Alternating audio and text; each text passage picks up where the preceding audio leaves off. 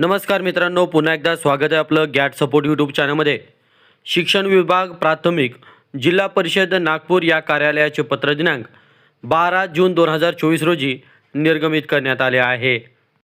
सदरील पत्र हे अध्यक्ष सचिव मुख्याध्यापक खाजगी प्राथमिक उच्च प्राथमिक शाळा सर्व जिल्हा नागपूर यांच्यासाठी निर्गमित करण्यात आला आहे।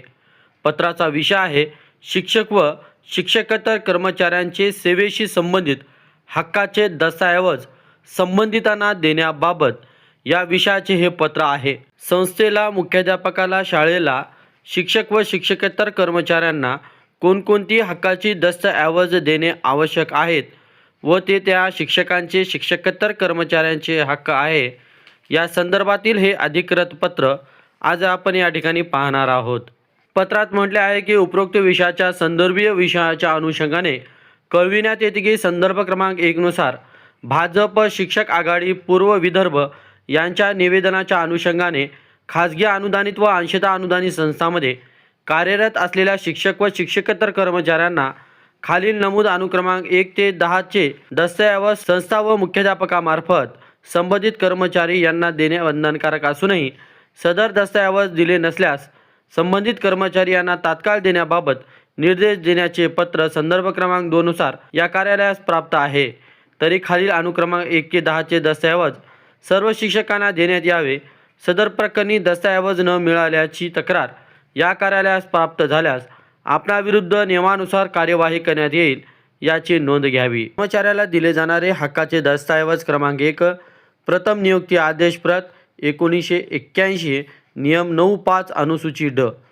नंबर 2 नियुक्ती आदेश जोडपत्र ब 13/10/2000 शिक्षकेतर व शिक्षण सेवक।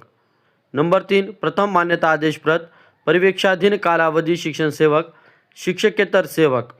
नंबर 4 सेवा सातत्य आदेश प्रत। नंबर 5 दुय्यम सेवा पुस्तक। नंबर 6 दरमहा वेतन प्रमाणपत्र। नंबर 7 वरिष्ठ निवड श्रेणी मान्यता आदेश प्रत। नंबर 8 पदोन्नती आदेश व मान्यता प्रमाणपत्र। नंबर 9 भविष्य निर्वाह निधी परतावा आदेशाची प्रत। नंबर 10 नॉमिनेशन आदेश प्रत। असे आदेश सिद्धेश्वर काळुसे शिक्षणाधिकारी प्राथमिक जिल्हा परिषद नागपूर यांनी दिले आहे। मित्रांनो, या पत्रानुसार आपणास सदरील 10 कागदपत्रे शाळेकडून, संस्थेकडून व मुख्याध्यापकाकडून मिळणे आवश्यक आहे। ज्यांना ही कागदपत्रे मिळाली नाहीत त्यांनी या पत्राचा संदर्भ घेऊन संस्था, शाळेकडून सदरील हक्काचे दस्तऐवज प्राप्त करून घ्यावेत। मित्रांनो, हे पत्र आपणास हवे असल्यास हे पत्र आपल्या शासन निर्णय व परिपत्रक या टेलिग्राम चॅनलवर उपलब्ध करून देण्यात आलेला आहे। त्या ठिकाणावरून आपण हे पत्र डाउनलोड करून घ्यावे।